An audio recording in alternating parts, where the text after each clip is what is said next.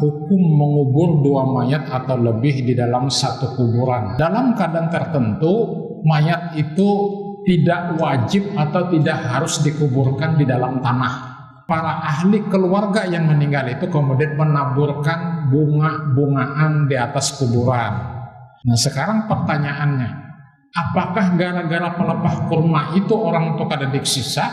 Itu bisa mengarah kepada i'tikad syirik namanya. Bismillahirrahmanirrahim. Assalamualaikum warahmatullahi wabarakatuh. Jamaah ta'lim rahimakumullah yang saya muliakan, yang saya hormati. Pada malam hari ini kita masih membahas tentang fikih kematian. Dan insya Allah ini adalah pembahasan terakhir untuk fikih kematian. Sehingga bulan depan kita akan beralih kepada bab berikutnya. Nah, Bapak dan Ibu sekalian, kelanjutan dari kajian kita bulan yang lalu adalah kebetulan ini ada salah seorang jamaah kemarin itu bertanya bulan yang lalu, bagaimana hukumnya jika kita menguburkan mayat itu beberapa orang dalam satu lubang. Nah, dalam kitab fikih Sayyid Sabiq ini, fikih sunnah, itu ada disebutkan tentang hukum mengubur dua mayat atau lebih di dalam satu kuburan atau satu lubang. Di sini disebutkan bahwa para ulama salaf mengamalkan bahwa atau menyatakan setiap satu mayat itu idealnya dikubur di dalam satu lubang. Bahkan ada yang berpendapat di antara para ulama salaf itu bahwa jika lebih dari satu mayat dikuburkan dalam satu kuburan, maka hukumnya makruh. Nah, namun ini ada pengecualian. Akan tetapi hal itu mengecualikan adanya kesulitan dalam mengubur mayat satu persatu. Misalnya karena banyaknya mayat atau sedikitnya atau lemahnya orang yang menguburkan. Kita bisa bayangkan seperti perang yang terjadi di Gaza sekarang ini. Sekali dirudal, sekali dibom oleh Israel, kemah-kemah pengungsian itu sampai puluhan bahkan ratusan orang itu langsung meninggal. Dengan segala keterbatasan, maka tentu saja ketentuan yang menyatakan menguburkan mayat lebih dari satu itu dalam satu lubang hukumnya makruh tentu tidak berlaku. Ya, artinya sama seperti dulu ketika terjadi tsunami di Aceh. Itu berapa ratus ribu yang meninggal. Nah, sehingga tidak mungkin digali lubang satu persatu. Sehingga menggunakan alat berat digali saja lubang yang dalam, yang luas, yang besar. Maka kemudian di dalamnya itu dikuburkan beberapa jenazah. Bisa jadi satu lubang itu diisi dengan ratusan jenazah. Nah, tetapi menyusunnya jangan ditumpang. Jadi tetap saja dijejer satu persatu begitu. Jika tadi dalam satu lubang itu lebih dari satu mayat. Pendapat ini tentu saja didasarkan kepada salah satu riwayat bahwa pada zaman Rasulullah kaum Ansar datang kepada Nabi Shallallahu Alaihi Wasallam pada saat peristiwa perang Uhud. Jadi ketika perang Uhud itu banyak sekali para mujahid tentara-tentara Islam yang meninggal, termasuk Hamzah di dalamnya paman Rasulullah. Nah, mereka kaum Ansar ini berkata, wahai Rasulullah, kami terluka dan merasa kepayahan. Apakah yang engkau perintahkan kepada kami untuk mengubur para syuhada? Jadi artinya tenaga yang untuk menguburkan mayat itu ada, bahkan mungkin banyak pada waktu itu, tetapi mereka ini juga sudah kecapean karena mereka juga terlibat dalam perang Uhud itu. Nah, sehingga apa jawab Rasul? Beliau bersabda, hendaklah kalian menggali kuburan dengan bentuk yang dalam, luas dan bagus, dan kuburlah 2 orang atau 3 orang dalam satu kuburan. Jadi ini hadis yang membolehkan tadi kita menguburkan mayat dalam satu lubang itu lebih dari satu orang apabila dalam keadaan tertentu. Artinya mayatnya banyak, tenaga yang menguburkan sedikit, ataupun tenaga yang menguburkan banyak tetapi pada kecapean semuanya. Maka itu boleh dalam satu lubang. Nah, berikut pada bulan yang lalu saya juga ada menyinggung bahwa dalam keadaan tertentu mayat itu tidak wajib atau tidak harus dikuburkan di dalam tanah. Artinya adalah mayat itu boleh dikubur di dalam laut, artinya dalam banyu. Bagaimana caranya? Ibnu Qudamah di dalam Al-Mughni mengatakan, jika ada salah seorang meninggal di kapal yang berada di laut lepas, Jadi di kapal, kayak dulu kan orang naik haji itu, naik kapal laut, itu sampai 1 bulan kabarnya baru sampai, ya boleh jadi dalam perjalanan itu kemudian ada yang meninggal. Maka tidak mungkin menguburkan mayat itu menunggu kapal itu berlabuh di pelabuhan. Apalagi sampai berminggu-minggu, berbulan-bulan, maka tentu mayat itu akan membusuk. Sehingga itu akan menimbulkan aroma yang tidak sedap di dalam kapal itu, dan itu mengganggu orang lain. Maka yang seperti ini boleh dikuburkan di dalam laut. Kalau memang tidak ada lagi pulau tempat berlabuh atau tidak ada dermaga tempat berlabuh, maka itu boleh dikuburkan di dalam laut. Yang penting 3 kewajiban sebelumnya sudah kita laksanakan. Apa itu? Kita mandikan, kita kafani, dan kita sholatkan. Nah, kemudian dikuburkan di dalam laut. Nah, tentu saja menguburkannya ini itu harus menggunakan alat pemberat sejenis batu atau besi barangkali, yang itu bisa membuat mayat itu bisa tenggelam dalam laut. Kemudian yang berikutnya adalah ada tradisi sampai sekarang di kalangan kaum muslimin, ketika kita sudah menguburkan mayat, artinya mayat sudah dimasukkan ke dalam liang lahat, kemudian lubangnya itu ditutup kembali dengan tanah, sudah penuh sampai di atas, kemudian diletakkan batu nisan. Selesai itu biasanya tradisi kita di Indonesia termasuk di Palangkaraya, para ahli keluarga yang meninggal itu kemudian menaburkan bunga-bungaan di atas kuburan. Nah, sekarang bagaimana hal seperti ini dalam pandangan Islam? Memang di zaman Rasul itu kan ada kambang-kambang nang kayak itu. Nah, hanya memang Rasulullah itu kan pernah meletakkan pelepah kurma di atas kuburan 2 orang, yang ketika Rasul lewat, 2 orang ini ternyata sedang diazab. Nah, ini ada riwayat disebutkan di sini. Meletakkan pelepah kurma atau bunga-bunga di atas kuburan sesungguhnya bukan merupakan perbuatan yang disyariatkan.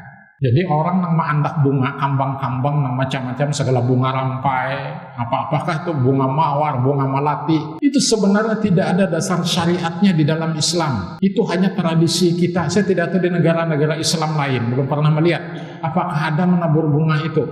Saya pernah itu menanya, kenapa harus ditabur bunga? Ada yang berpendapat bahwa menabur bunga itu sebagai pengganti meletakkan pelepah kurma yang masih basah, yang masih hidup pada zaman Rasulullah.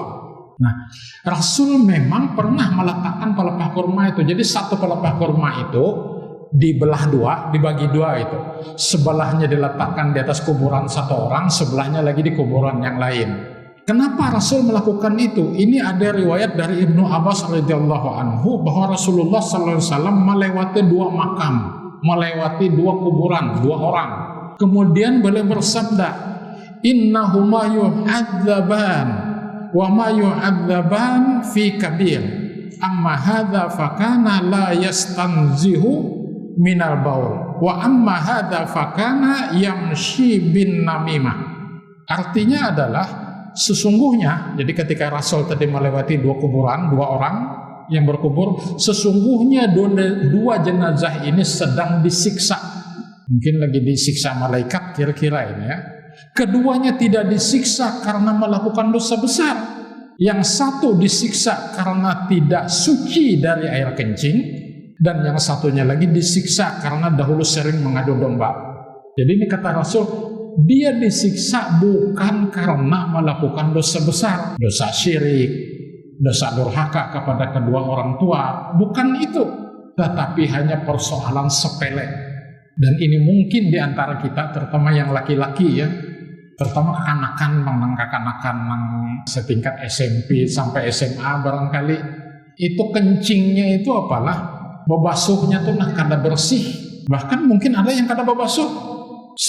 Makamih gitu sudah dipasang salawat kada bebasuh. Hati-hati, kalau itu dilakukan berulang-ulang oleh orang yang sudah akil balik, maka ini tadi dia disiksa karena apa kata Rasul tadi, tidak suci dari air kencing.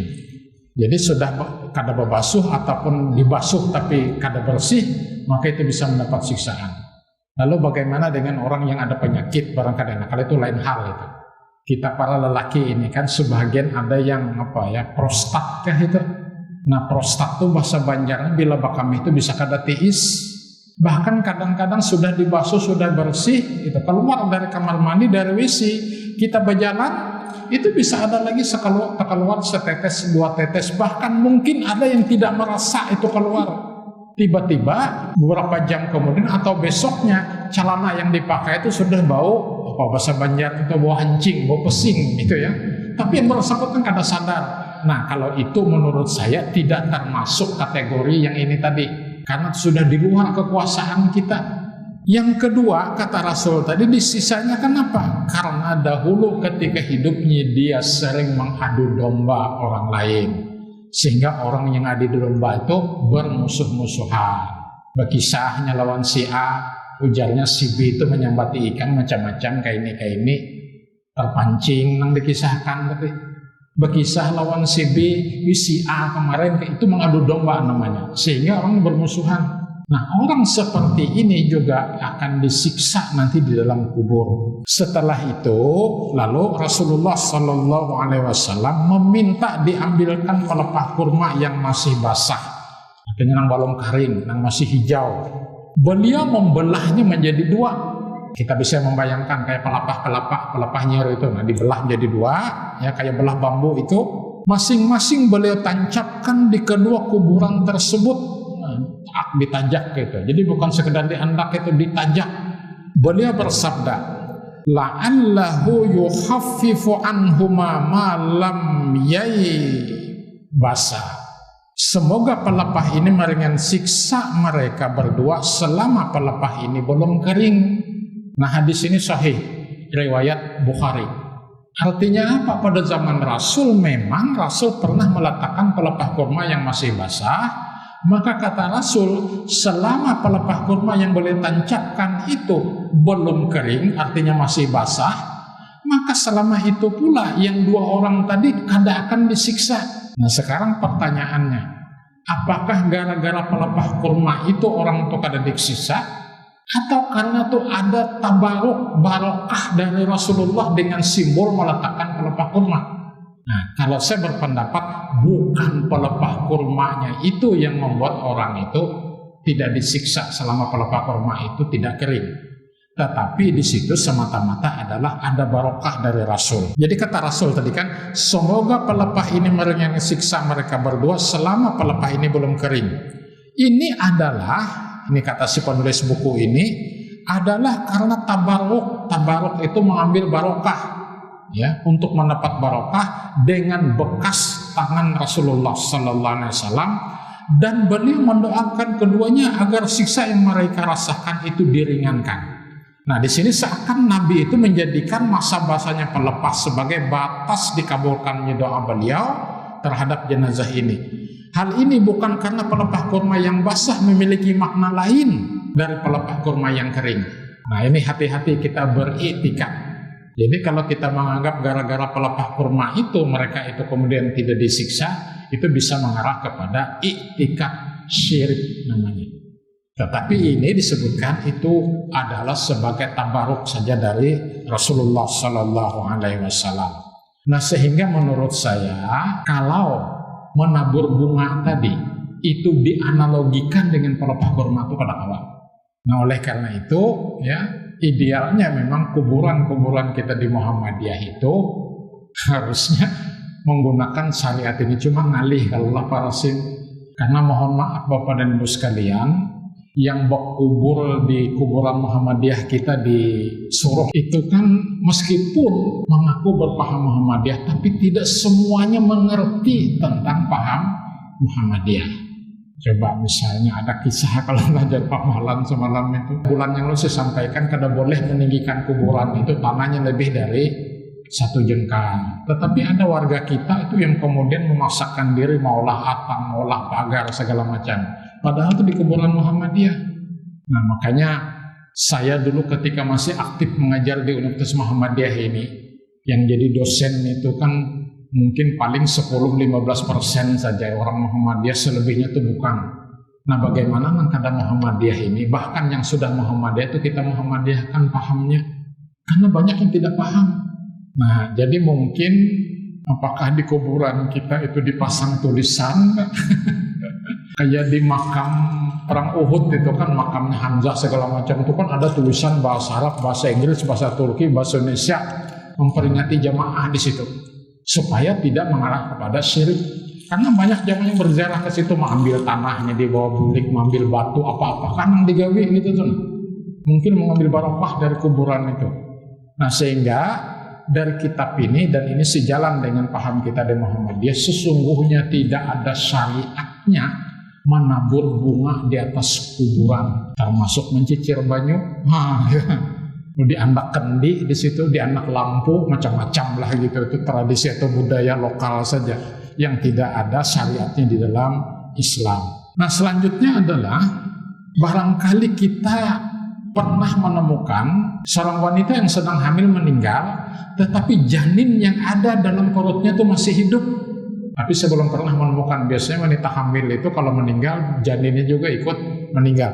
Jika seandainya wanita hamil itu meninggal, tetapi janin yang dikandungnya itu masih hidup, maka di sini disebutkan apabila seorang perempuan meninggal sementara di dalam perutnya ada janin yang hidup, maka wajib dilakukan operasi bedah untuk mengeluarkan janin. Jadi kalau diyakini bahwa janin itu masih hidup, mungkin sudah lebih 4 bulan kira-kira gitu ya, sudah ditiupkan ruh, maka itu perlu dibelah, dioperasi perutnya untuk mengambil janin tadi. Tetapi kalau usia janin itu di bawah 4 bulan, itu kada perlu diambil. Kenapa? Karena ruh belum ditiupkan. Jadi hadis Nabi menyatakan ruh itu ditiupkan ke dalam jasad si janin ketika janin itu sudah berusia 4 bulan. Dalam hadis kada disebutkan 4 bulan, cuma disebutkan itu jumlahnya itu 120 hari. Nah, 120 hari itu kan sama dengan 4 bulan. Nah, jadi kalau ada seperti itu ya, janin masih hidup, tadi janinnya diambil, nah baru jenazah si ibu itu kemudian diselenggarakan sebagaimana ketentuan yang 4 itu.